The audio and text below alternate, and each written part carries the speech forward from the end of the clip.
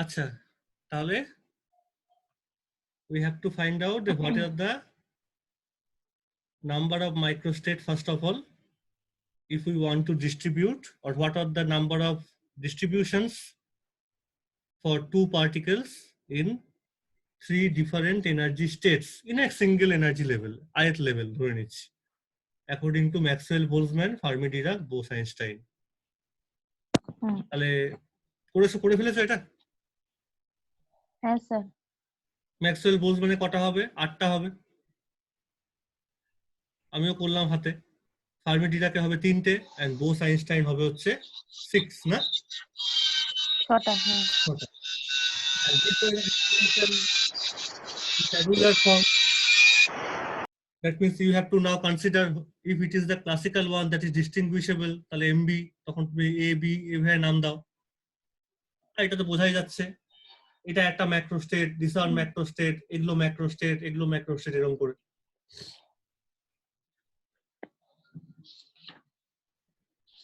আর Fermi ডিরাকে দেখতে পাচ্ছ যে in a given energy state there can be only one particle in a given energy state. It is notable, it is worth mentioning, তাই না? তাই তো দেখা যাচ্ছে এখানে কি কোনো অপশন আছে এ করে আছে কোথাও? না sir. There are not more than two particles in a given energy state. So এই জন্য আমরা বলেছিলাম যে ফার্মি ডিরাক বা ফার্মিয়নস গুলো অলওয়েজ স্যাটিসফাই করে হচ্ছে অ্যান্টিসিমেট্রিক ওয়েভ ফাংশন, যার মানেই হচ্ছে ডিস্ট্রাকটিভ ইন্টারফারেন্স। যখনই অন্য একটা পার্টিকেল তার উপর ওভারল্যাপ করার চেষ্টা করবে, wave function will get vanish, থাকবেই না, থাকতে পারে না, মানে সেটা হতেই পারে না। So you cannot accommodate more than one particle in a given energy state. আর এই প্রিন্সিপালটাকে ছোটবেলায় আমাদের বলা হয়েছিল, this is called Pauli exclusion principle. আমরা শুধু হ্যাঁ বলো স্যার। বলো স্যার মানে বলছিলাম যে স্যার এখানে 3 টু দি পাওয়ার 2 হবে না স্যার, এটা 9 হবে তো, মানে এমবি তে তো 9 হবে তো। 3 4 sir 2 particles in 3 energy level। হ্যাঁ 9 তো, আর 9টাই তো এসছে। আমি স্যার তাই তো হয়েছে, 9টাই তো হয়েছে না? 1 2 3 AB0 BA0, আর একটা হবে এখানটা 0AB, সরি 0AB 1 2 3 4 5 6 7 8 9, হ্যাঁ 9টাই তো হয়েছে। টেবিলে আমি 9টাই করেছি তো, তাই না? দেখো এবার ঠিক আছে? হ্যাঁ স্যার।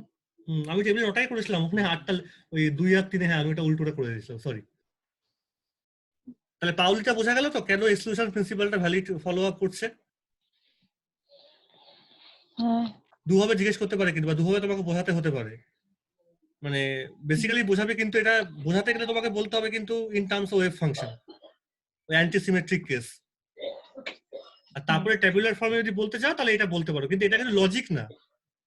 এই একটা ফর্মুলা ডিরাইভ করলাম তারপরে বসিয়ে দিলাম, সেটা কিন্তু অ্যাকচুয়াল লজিক হলো না। কিন্তু লজিকটা কিন্তু actually lie inside the wave function character, in the antisymmetric wave function property of the fermions. তাই জন্য এটা হয়েছে, ঠিক আছে? আর ইন কেস অফ বোস-আইনস্টাইন একই রকম জিনিসটা দেখতে, like MB. Difference with MB is that the particles are indistinguishable, সবগুলো এ করে লিখছি। আর difference with FD is that you can accommodate more than one particle in a given energy state. তার মানে that is the consequence of symmetric wave function. যে কোনো particle চাইছে তার wave ফাংশনটার উপর আরেকটা পার্টিকেল যদি এসে পড়ে, that overlap is acceptable. তার মানে কনস্ট্রাকটিভ ইন্টারফারেন্স, কোনো অসুবিধা নেই। আমার ঘরের দরজা সবসময় খোলা, তুমি আরো সবাই চলে এসো আমার মধ্যে, তাতে কোনো প্রবলেম আমার হবে না, ঠিক আছে? তাহলে এই পিকচারটা ক্লিয়ার তো? বলো। হ্যাঁ স্যার। ঠিক আছে। হ্যাঁ স্যার। একটা জিনিস ডিফারেন্স কিন্তু আমরা এখনো বলিনি, সেটা হচ্ছে আমরা তো একটা জিনিস বুঝতে পেরেছিলাম যে ফার্মি ডিরাক মানে হচ্ছে the particle বা fermions, the particles which satisfy Fermi Dirac statistics and Pauli exclusion principle, and they are indistinguishable, and their wave function are antisymmetric. এই কথাগুলো কিছু লিখতে হবে পরীক্ষাতে, ঠিক আছে? Bose-Einstein particles are indistinguishable. খুব ইকো হচ্ছে কেন রে? আচ্ছা, Bose-Einstein particles are indistinguishable. Not follow Pauli statistics, that means Pauli principle, that means there is no restriction in the number of particles in a given energy state. Wave function is symmetric, that means constructive interference or overlap can be there. এই কথাগুলো তো বলবো অবশ্যই। তার সঙ্গে আমি এটা মুছে দিচ্ছি এবার, তার সঙ্গে আর একটা অ্যাডিশনাল কথা এবার আসবে যেটা একটু বাকি আছে। সেই কথাটা কি বলতো? আর একটা প্রপার্টি আমি বলিনি, to distinguish between Fermi Dirac and Bose-Einstein. What is that point?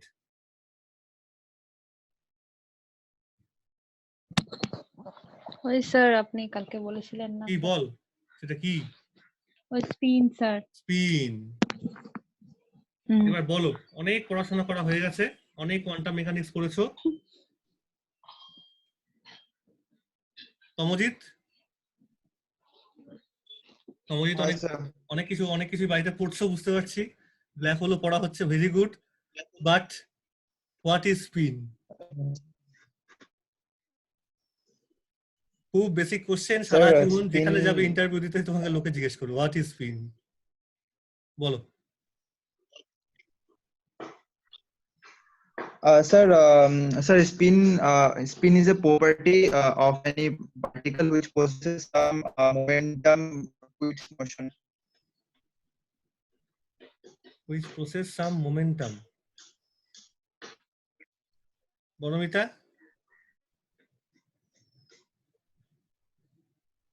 Sir মানে অ্যাঙ্গুলার মোমেন্টামের সাথে, অ্যাঙ্গুলার মোমেন্টামের সঙ্গে রিলেটেড। আচ্ছা, নেহা? হ্যাঁ ইন্ট্রিনসিক যে হ্যাঁ, নেহা কিন্তু একটা টার্ম এখানে ইউজ করেছে ভালো মতো, ইন্ট্রিনসিক। ইন্ট্রিনসিক কি? স্যার স্পিন তো অরবিটালও হতে পারে। স্পিন অরবিটাল থাকতে পারে? ফট করে বলে দিলি। কোন বইয়ে লেখা পেয়েছিস স্পিন অরবিটাল হতে পারে? অরবিটাল মানে সবসময় এল আর ক্রস পি। এটা মানে orbital angular momentum, that is different. এটা ক্লাসিক্যাল কেস, এটা সম্পূর্ণ ক্লাসিক্যাল সিস্টেমের জন্য।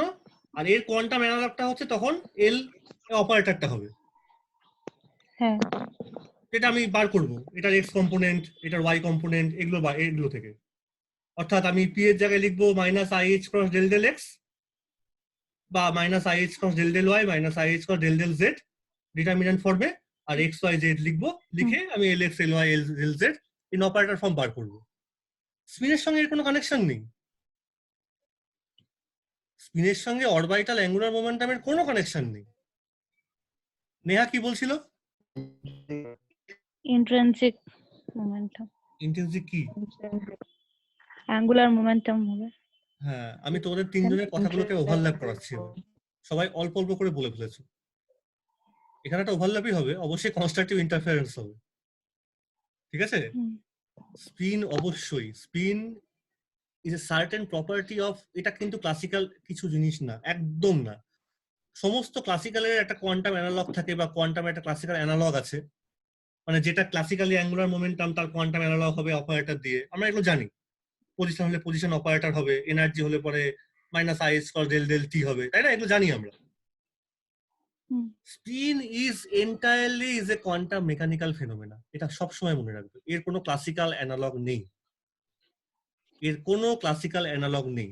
বাট এর নামটার জন্য আমাদের মনে মনে ঘুরছিল it is somehow related to angular momentum, somehow of the corresponding particle. অথচ আমরা জানি যে অ্যাঙ্গুলার মোমেন্টাম বলতে কিন্তু আমরা বুঝি হচ্ছে অরবিটাল, ছোটবেলা থেকে আমরা তাই পড়ে এসেছি।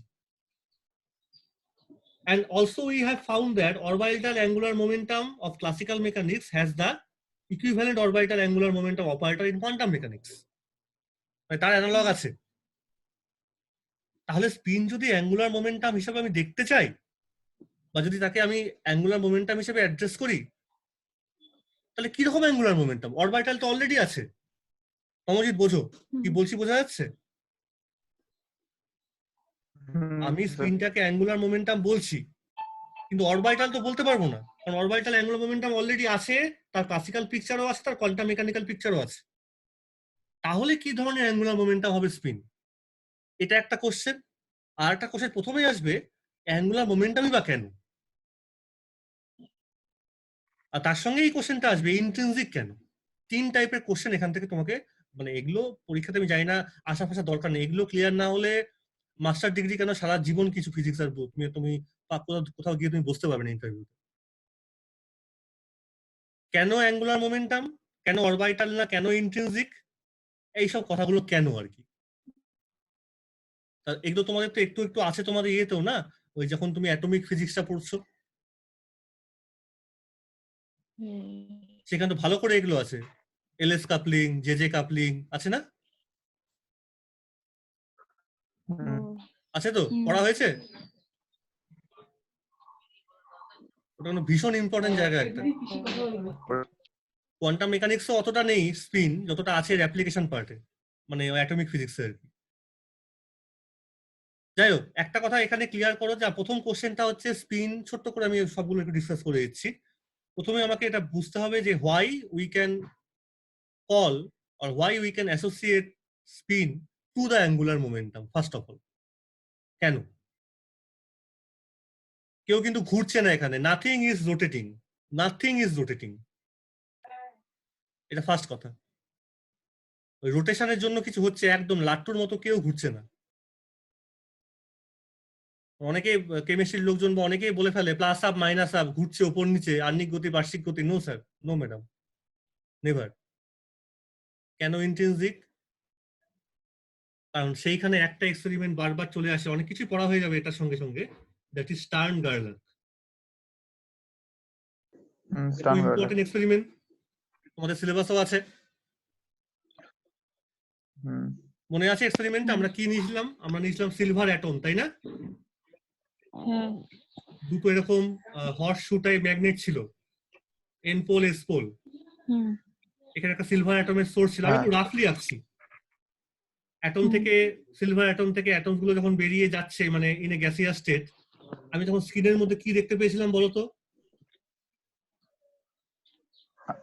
দু জায়গায় ইয়ে হয় স্যার, দুই জায়গায় মানে একদম একটা, আর বেশি কথা বলবো না, দুটো স্পট মানে আমি দেখতে পেয়েছি, টু স্পটস, জায়গায় ইয়ে করে আর কি, মানে হিট দুটো করে। স্পট দেখা যাচ্ছে, তাই তো? এবার দুটো স্পট মানে হচ্ছে, এই যে নর্থ পোল আর সাউথ পোল একটা ম্যাগনেট আছে, ইট ইজ, আমি একটু রাফলি বোঝাচ্ছি, it is creating a magnetic field. তার মানে ম্যাগনেটিক ফিল্ড, এই যে রেটা যাচ্ছিল বা যে কোনো একটা গ্যাসিয়াস স্টেটে কোনো একটা অ্যাটমের প্রপাগেশনটা হচ্ছে, গরম করেছি মানে তুমি ওখানে হচ্ছে সেখান থেকে ইলেকট্রনের ফ্লো যাচ্ছে, তুমি ভাবতে পারো। তার মানে কেন জানি না ইলেকট্রন গুলো ডিফ্লেক্ট হয়ে এই দুটো পজিশন অ্যাকোয়ার করেছে। এবার দেখো, ম্যাগনেটিক ফিল্ডে যখন কোনো কিছু ডিফ্লেক্ট হয়, মন দিয়ে, ম্যাগনেটিক ফিল্ডে যখন কোনো কিছু ডিফ্লেক্ট হয়, তখন সেই জিনিসটার কিন্তু একটা কারেন্ট লাইক প্রপার্টি থাকতে হবে। এটা বেসিক কনসেপ্ট অফ ম্যাগনেটোস্ট্যাটিক্স।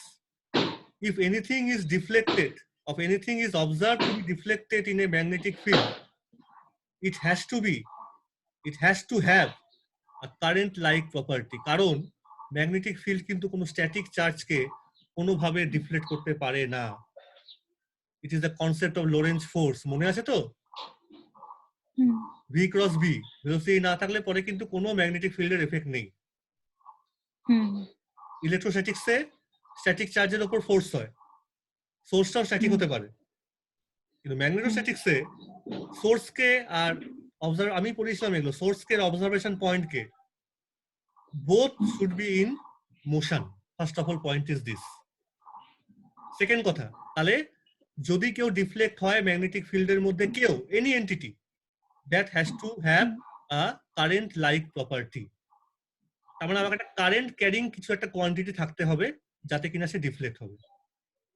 বোঝা যাচ্ছে? এইখানে কারেন্ট ক্যারিং প্রপার্টিটা কে? Electron itself, because it is a charge. When electron is orbiting inside an atom, roughly speaking, তার মানে আমি একটা বুঝতে পারি একটা চার্জ, আমি এবার এটা একটু মুছে দিই ভালো করে বোঝো এই জায়গাটা। If a charge is moving in a orbit, সেটা orbit is circular in nature, তাতে আমার আপাতত কোনো অসুবিধা নেই। পরে না হয় অনেক এরার টেরার এসেছিল, পরে সামারফিল্ড অনেক সেগুলো কারেকশন করেছিল, but to a crude assumption you can assume a circular orbit যেখানে ইলেকট্রনটা অ্যাটমের মধ্যে সার্কুলেট করে যাচ্ছে। তো ইলেকট্রন যখন অ্যাটমিক অরবিটালে সার্কুলেট করছে, বোরস মডেল তো তাই বলেছিল, তাই না? প্রথমে একদম তুমি তাই ধরে নাও, ঠিক আছে? So it creates a current, ওকে,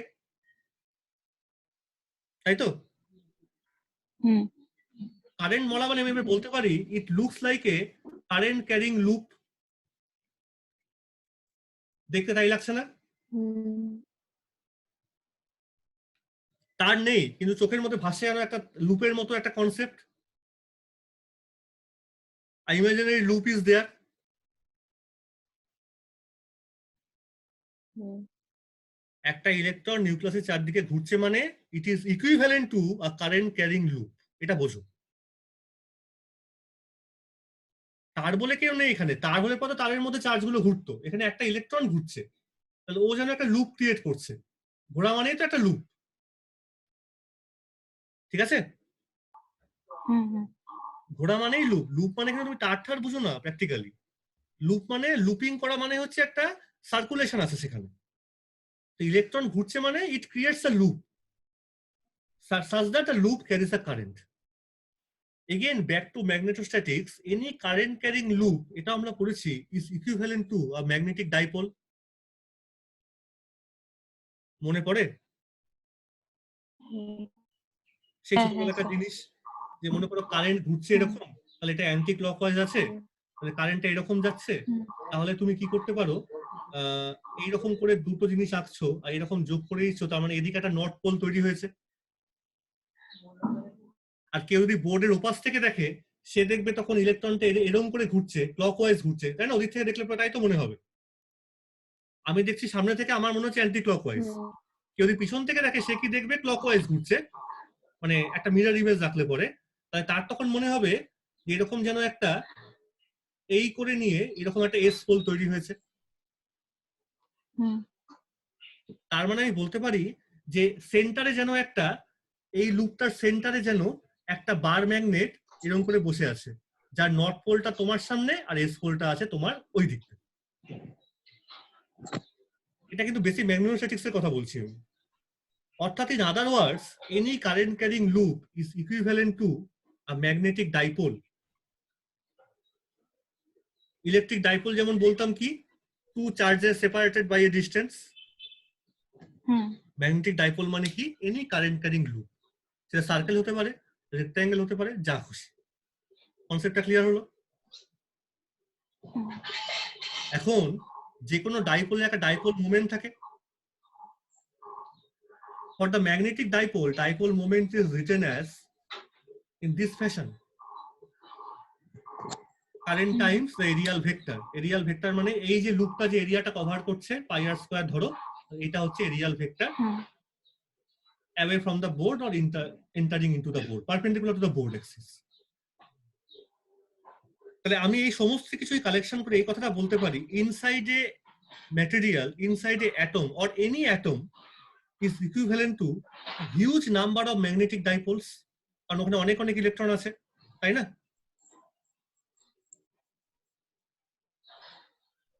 কি ঠিক তো?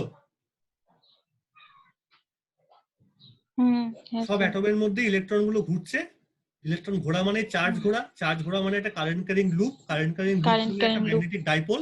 তাহলে আমি উল্টো কথা এটা বলবো যে every atom where an electron is rotating or electron is circulating, it is equivalent to a magnetic dipole. এটা যখন ম্যাগনেটিক ম্যাটেরিয়াল তুমি পড়ো, ডায়াম্যাগনেটিক, ফেরোম্যাগনেটিক, প্যারাম্যাগনেটিক, তুমি আর বারবার ছোট ছোট না বলে তুমি বলো যে সব কটা অ্যাটম আর অ্যাটমের মতো নেই, তারা সবাই এরকম ছোট ছোট অ্যারো সাইনের মতো ডাইপোল হয়ে বসে আছে। হুম সেই রকম ধরো একটা ডাইপোল তুমি এবার একটা সিলভার অ্যাটমকে এখানে রেখেছো। এবার ইলেকট্রন অ্যাটমের কথা সবাইকে ভুলে গিয়ে তুমি ভাবো একটা ডাইপোল এখানে আছে। সেই ডাইপোলটা যখন একটা ম্যাগনেটিক ফিল্ডের মধ্যে দিয়ে যাবে, then it will experience a magnetic field. Its energy will be in this fashion, minus mu dot b. সব পড়েছো এগুলো ফার্স্ট ইয়ারে। Its energy will be minus mu dot B. minus mu dot b মনে পড়ে এগুলো Tamajit? factor of it. কারণ এখান থেকে মিউ বি কস থিটা, তার দুটো, তার মানে সোজা কথা, তুমি যখনই কোনো একটা ম্যাগনেটিক ফিল্ডের মধ্যে কোনো একটা ডাইপোলকে রাখতে চাইছো, সে চাইবে তার সঙ্গে এনার্জেটিক্যালি ইন্টারঅ্যাক্ট করতে। ঠিক আছে? এই ইন্টারঅ্যাক্ট করার অবজারভেশনটা হলো তুমি এখন দুটো স্পট পাচ্ছ। কেন দুখানা স্পট এবার এটা পরে আসছি। এবার লোকে বললো যে আচ্ছা ইলেকট্রন তো তুমি বলছো যে এখানে এরকম ডাইপোল টাইপের, ভালো কথা, তা এভাবে ঘুরছে মানে ঘোরাটা তো আবার সেই অরবিটাল অ্যাঙ্গুলার মোমেন্টামের মতো, তাই না? ঘোরা মানে তো অরবিটাল অ্যাঙ্গুলার মোমেন্টাম। তাহলে এই যখন তুমি মিউটাকে লিখবে, তাহলে আমি কি এখানে ভালো না এখানে একটা মিউ সাবস্ক্রিপ্টে এল লিখে দেবো? তাই তো উচিত, হ্যাঁ কি না? অরবিটাল মোড, হ্যাঁ এটার মতো তাই লেখা উচিত, এটা তাই করাও যায়। এখন মজা হচ্ছে তুমি নিয়েছো এখানে সিলভার অ্যাটম, এটা কিন্তু সত্যি ম্যাগনেটিক ফিল্ডের মধ্যে রাখলে এরকম ভাবে এনার্জিটা, ওই ইলেকট্রনটার মধ্যে এনার্জি এরকম ভাবে স্টোর হবে। তার মানে তুমি যদি ইলেকট্রনটাকে কোনোভাবে সরাতে চাও বা ঘোরাতে চাও, তোমাকে এরকম একটা ওয়ার্ক ডান করতে হবে due to its orbital motion. ঠিক আছে? ও ডাইপোল বল। কিন্তু সিলভার অ্যাটম নিয়েছো, সিলভার অ্যাটমের ইলেকট্রনিক কনফিগারেশন এমন যে টোটাল অ্যাঙ্গুলার মোমেন্টাম এল ভেক্টরকে তুমি যদি সামেশন করো, এটা কিন্তু 0 হবে।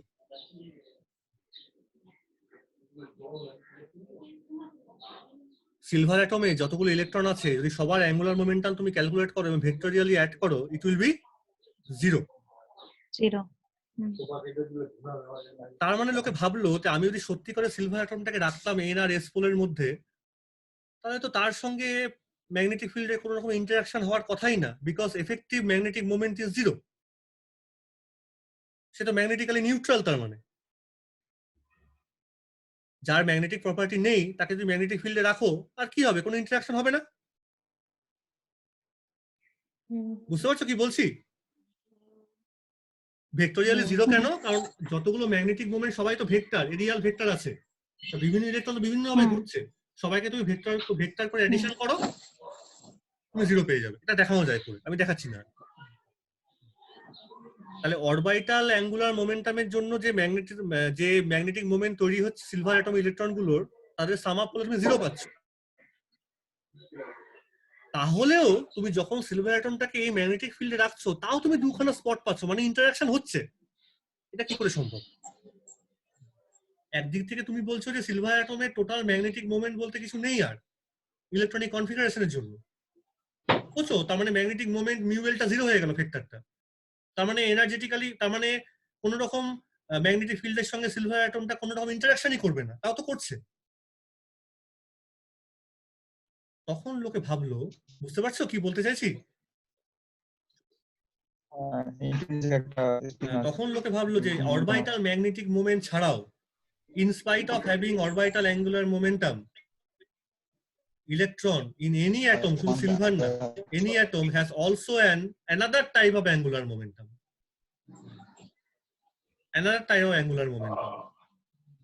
তার নাম দেয়া হলো হচ্ছে spin. So spin is nothing but another type of angular momentum, but it cannot be observed in a simple way. যেমন অরবিটাল মোশন করছে, ঘুরছে, তুমি বুঝতে পারলে আর ক্রস পি, স্পিনকে এইভাবে বোঝা যায় না। স্পিন লুকিয়ে থাকে, ইনহারেন্ট, ভেতরে ঢুকে আছে, হিডেন। এই জন্য কথাটা বলা হয় intrinsic angular momentum. It depends on the structure of the electron. ইলেকট্রনের ভেতরে কি দিয়ে তৈরি সেসব নিয়ে বলতে গেলে পার্টিকেল ফিজিক্স পড়তে হবে, আমি যাবো না ওর মধ্যে। ওই জাইরোম্যাগনেটিক রেশিও চলে আসে, তার উপর স্পিন ডিপেন্ড করে। ঠিক আছে? তার মানে যেমন মিউএল কে তুমি বলছো অরবিটাল অ্যাঙ্গুলার মোমেন্টামের মতো অরবিটাল ম্যাগনেটিক মোমেন্ট, তার মানে স্পিনের জন্য কিন্তু একটা ম্যাগনেটিক মোমেন্ট থাকবে, যার জন্য ইন্টারাকশন এনার্জিটা ইনসাইড এ ম্যাগনেটিক ফিল্ড হবে হচ্ছে এরকম। এইটা কিন্তু এবার নন জিরো হচ্ছে ফর দিস সিলভার অ্যাটম, যার দুটো ভ্যালু পাওয়া যাচ্ছে, একটা for cos theta equal to 0 ডিগ্রির জন্য, আর একটা cos 180 জন্য। তাই জন্য এরকম দুখানা স্পট পাওয়া যাচ্ছে। মানে আমি অন্য জায়গায় চলে গেছিলাম পার্সপেক্টিভ। স্টারগার্লাস এক্সপেরিমেন্ট কিন্তু এটা এস্টাবলিশ করেছিল যে apart from the orbital angular momentum there is also an angular momentum which is structurally related to any particle, যে কোনো সবার মধ্যে আছে, but which has no classical analog, যার কোনো ক্লাসিক্যাল রিপ্রেজেন্টেশন নেই এবং যাকে সহজে সবসময় বোঝাও যায় না, it only exhibits its presence, তখন সে দেখাবে নিজেকে একমাত্র যখন ম্যাগনেটিক ফিল্ড আছে। যখন কোনো ম্যাগনেটিক ফিল্ড আছে তখনই স্পিনকে বোঝা যাবে। দেখো ম্যাগনেটিক ফিল্ড নেই তবুও কিন্তু অরবিটাল মোশন ইলেকট্রনে আছে, কারণ অরবিটাল ম্যাগনেটিক মোমেন্ট বা কারেন্ট ক্যারিং প্রপার্টি এর লুপটা এটা কিন্তু সবসময়তেই আছে, তুমি বাইরে থেকে ফিল্ড দাও বা না দাও, কিন্তু ইলেকট্রন তো ঘুরছে, তাই না? Electron is rotating inside an atom, it is equivalent to a current carrying loop. It is always true apart from any application of magnetic field, তাই তো? বলো বাইরে থেকে কোনো ফিল্ড দাওনি তাও তো একটা ইলেকট্রন তো ভেতরে তো ঘুরবেই, নাকি ঘুরবে না? সেটা ঘুরেই যাচ্ছে র্যান্ডামলি। হ্যাঁ, এটা সবসময় ছোটবেলা থেকে সবাই জানি আমরা, বোর্স মডেল বল যে কোনো মডেল বলো, ইলেকট্রন ঘুরছে, ঘোরা মানে কারেন্ট, কারেন্ট মানে লুপ, লুপ মানে ডাইপোল, আবার ঘোরা মানে অ্যাঙ্গুলার মোমেন্টাম, তাহলে ডাইপোল মানে এখানে অরবিটাল ডাইপোল মোমেন্ট, এটা সবসময়তেই আছে। স্পিন আছে কিনা বুঝতে গেলে, স্পিনও সবসময় আছে, স্পিনটা স্ট্রাকচারালি, কিন্তু স্পিন আছে কিনা বুঝতে গেলে you need to place the whole system in an external magnetic field, তোমাকে রাখতেই হবে। তুমি এটার জন্য রাখতে পারো, কিন্তু এটার জন্য রাখতে গেলে বা না রেখেও তুমি বুঝতে পারো যে হ্যাঁ আছে, কিন্তু স্পিনকে বুঝতে গেলে তোমাকে কি করতে হবে? তোমাকে স্যাম্পলটাকে বা ইলেকট্রনটাকে তোমাকে কোথায় রাখতে হবে? এক্সটার্নাল ম্যাগনেটিক ফিল্ডে। এটা করতেই হবে। এবার অনেক জায়গাতে এটা একটু মাথায় রেখেও কথাটা, যে এক্সটার্নাল ফিল্ড ক্যান বি একদম বাইরে থেকে তুমি যে ফিল্ড দিচ্ছ সেটাও হতে পারে, আবার তুমি যদি কোনো একটা সিঙ্গেল অ্যাটমের ইলেকট্রনের কথা ভাবো, সেই ইলেকট্রনটা তুমি ভাবো তো এটাও তো হতে পারে যে অন্য ইলেকট্রন গুলোর ফিল্ডের মধ্যে আছে, তাই না? একটা ইলেকট্রনের দিকে মনে করো একটা সিস্টেমে 3টে ইলেকট্রন আছে, তা তুমি কি বলতে পারো না যে 3টে তো ঘুরছে, তা যে কোনো একটার মোশনটা বাকি দুটোর জন্য এফেক্টেড হচ্ছে, সেটাও তো হতে পারে। তার মানে ফিল্ড জেনারেট করতে পারে ইন্টারনালিও আবার এক্সটার্নালিও। কোন ফিল্ডটা কখন ছোট বড় হবে তার জন্য কিন্তু দু রকম এফেক্ট পাওয়া যায়, যেটা তোমরা আবার পড়েছো, as a Zeeman effect, as a Paschen Back effect. এগুলো এগুলো কিন্তু শোনো বাবু অতটা সোজা নয়, ঠিক আছে? ভালো করে বুঝতে গেলে প্রচন্ড ফিজিক্স দরকার এর মধ্যে। আমি তো সুযোগ পাইনি এগুলো ক্লাসে আর দেখানোর। আশা করি যদি কোনো এমএসসি লেভেলে পড়তে চাও ভালো করে যত্ন করে পড়বে একটু, হ্যাঁ? এই দেখো কতটা বেসিক আছে, ইলেকট্রোস্ট্যাটিক্স আনলাম, ম্যাগনেটোস্ট্যাটিক্স আনলাম, সব মিলেমিশে গেছে এবার। অথচ আমরা কি পড়ছিলাম? Statistical mechanics. কোন জায়গায় ছিলাম, কোথায় চলে আসছে। দেখ আমি কিন্তু আবার বলছি ভালো করে স্পিনটা পড়বে, তুমি বাইজার পড়ো, আর একটা বই পড়তে পারো রেজনিক আইসবার্গ, সেখানেও স্পিন সম্বন্ধে খুব ভালো লেখা আছে। যাই হোক, তাহলে একটা কথা বোঝা গেল, স্পিন হচ্ছে ইন্ট্রিনসিক অ্যাঙ্গুলার মোমেন্টাম, লুকিয়ে থাকে, সবসময় বোঝা যায় না, তখন বোঝা যাবে আনলেস তুমি যদি কোনো ম্যাগনেটিক ফিল্ড না দাও। সেই ম্যাগনেটিক ফিল্ডটা ম্যাটেরিয়ালের ভেতরেও তৈরি করতে পারে অন্যান্য ইলেকট্রন দ্বারা, আবার তুমি কখনো কখনো বাইরে থেকে অ্যাপ্লাই করতে পারো, ডিপেন্ডস কি ধরনের কাপলিং হবে তার উপর ডিপেন্ড করে। কখনো কোনো এলএস কাপলিং, কখনো কোনো জেজে কাপলিং, সেগুলো অন্য কথা, আমি যাচ্ছি না তার মধ্যে। কিন্তু আমি যদি এটাই বলে থাকি যে স্পিনটা সম্পূর্ণ কোয়ান্টাম মেকানিক্যাল একটা ফেনোমেনা, তার মানে আমি জানি যে any observe quantity in quantum mechanics can be represented by an operator, তাই তো? মোমেন্টাম অপারেটর আছে, পজিশন অপারেটর হয় হয়তো। হ্যাঁ স্যার।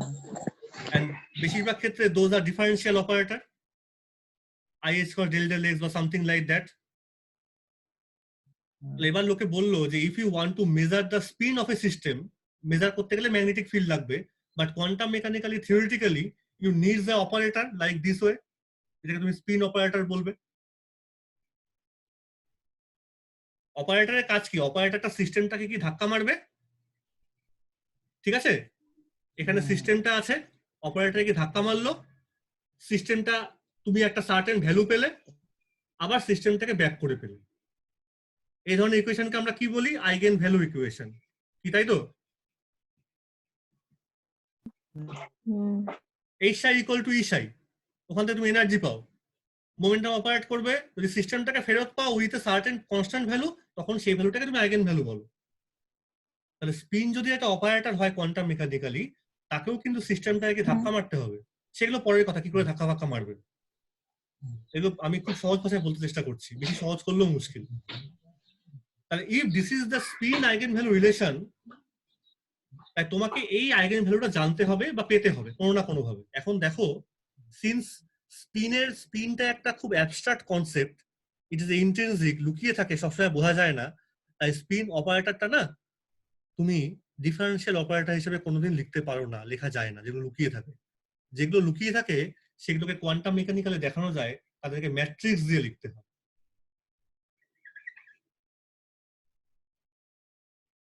ঠিক আছে? So any operator which is hidden, any parameter, any variable, any observable which is hidden, intrinsic, সহজে বোঝা যায় না, you have to represent that thing with a matrix. তার মানে spin operator, this is in general is a 2 cross 2 or 3 cross 3 like this matrix depending on the system. আর সিস্টেমটা তখন কিন্তু হবে একটা কালাম ম্যাট্রিক্সের মতো, উইথ 2 4 3 এনি ভ্যালু হতে পারে এই কালাম এলিমেন্ট গুলোর। এবার তুমি একটা এখানে কনস্ট্যান্ট ফ্যাক্টর পাবে, আবার সিস্টেমটাকে ব্যাক করে পাচ্ছ। আবার বলছি, স্পিন অপারেটর যেহেতু ম্যাট্রিক্স হবে, তাহলে ম্যাট্রিক্স তো আরেকটা ম্যাট্রিক্সের উপর অপারেট করবে। এখানে অনেকগুলো কোশ্চেন থাকবে যে কেন সিস্টেমটা কালাম ম্যাট্রিক্স, কেন স্পিন অপারেটর একটা স্কোয়ার ম্যাট্রিক্স। আমি সেই কথা যাচ্ছি, তুমি এটা শুধু একটু অ্যাজ এ ইনফরমেশন কালেক্ট করো। কেন ম্যাট্রিক্স হচ্ছে ইন্ট্রিনসিক বলে, লুকিয়ে আছে বলে এগুলো ম্যাট্রিক্স হয়, তাও একটা কোশ্চেন হতে পারে। পরের কথা, লোকে দেখেছিল যে বিভিন্ন সিস্টেম নিয়ে ডিসকাস করার সময় যে spin angular spin eigen value গুলো এরকম হতে পারে, একটা সেট হতে পারে এরকম, আর একটা সেট হতে পারে এরকম। মানে কি লিখলাম, 0 integral multiple of h cross অথবা odd integral multiple of h cross by 2। কোন ভ্যালুগুলো? এই আইগেন ভ্যালুগুলো।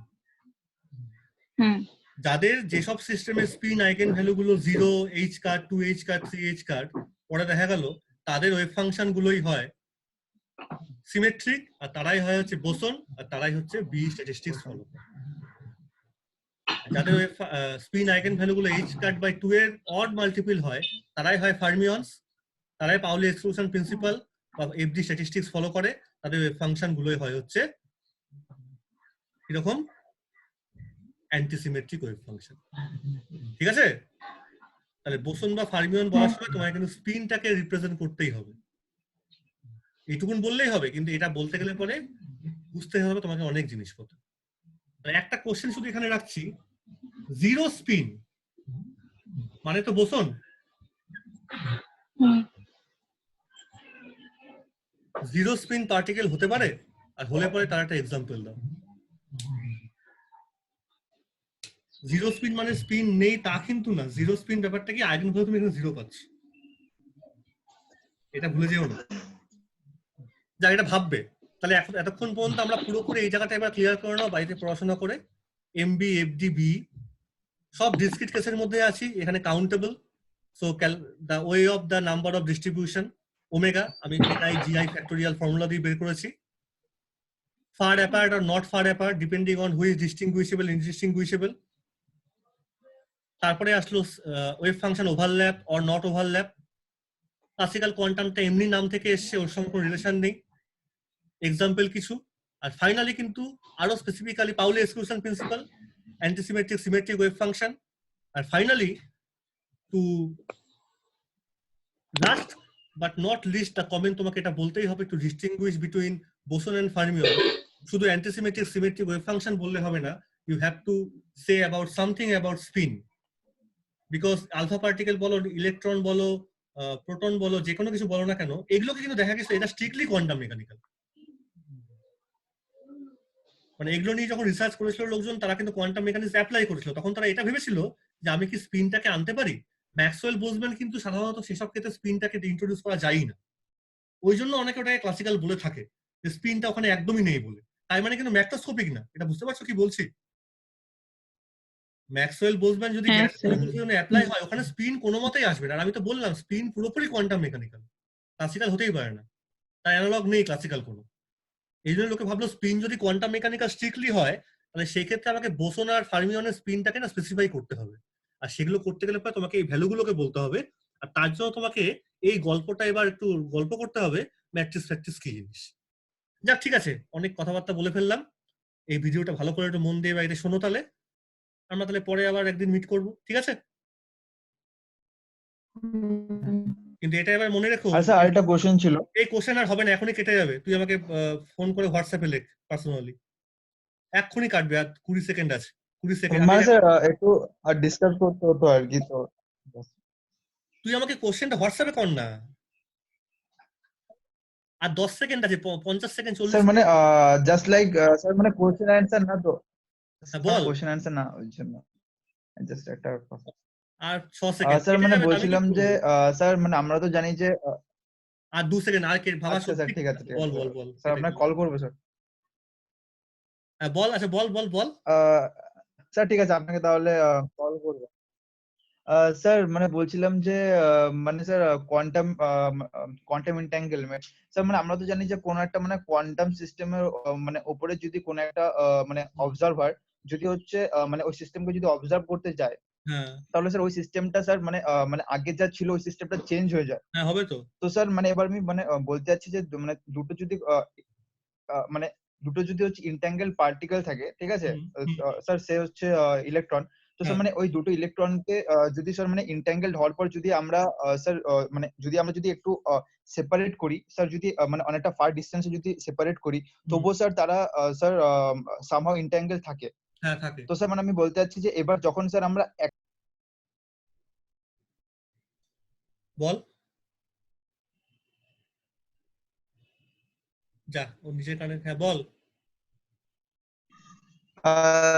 তো স্যার যখন হচ্ছে আমরা স্যার মানে মানে একটা ইলেকট্রনের স্টেট যখন আমরা অবজার্ভ করতে যাব আর কি, ওটা মানে কোয়ান্টাম স্টেট মানে আপ স্পিন না ডাউন স্পিন, ঠিক আছে।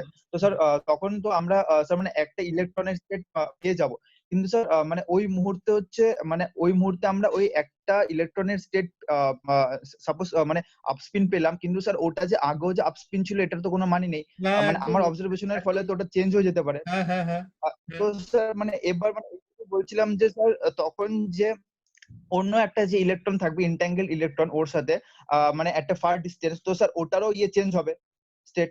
হ্যাঁ অবশ্যই, তাই তাই তাই প্রপোজ করা হয়, তাই প্রপোজ তো করা হয়। স্যার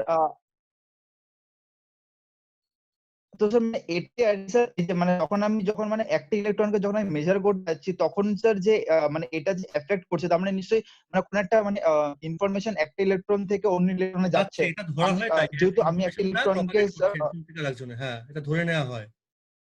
হ্যাঁ, তো স্যার মানে এটা তো স্যার মানে স্যার মানে এটা তো ধরা হয় যে খুব ইনস্ট্যান্টেনিয়াসলি হয়। হ্যাঁ তা তো অবশ্যই, একদম সেই মুহূর্তেই। আর তো স্যার মানে বলছিলাম যে মানে কোনো ইনফরমেশন তো স্যার তাহলে স্যার মানে একটা টাইম গ্যাপ লাইটের লাগে, থেকে তাই তো বেশি বলছি। স্পিডে মানে ট্রাভেল করতে পারে না। হ্যাঁ টাইম গ্যাপ লাগে, বুঝতে হ্যাঁ পারছি স্যার, তাহলে তোর কোশ্চেনটা বুঝতে পেরেছি আমি, তাই এটা তোর সঙ্গে আমি পার্সোনালি পরে ডিসকাস করবো, ঠিক আছে? আমি বুঝেছি কোশ্চেনটা,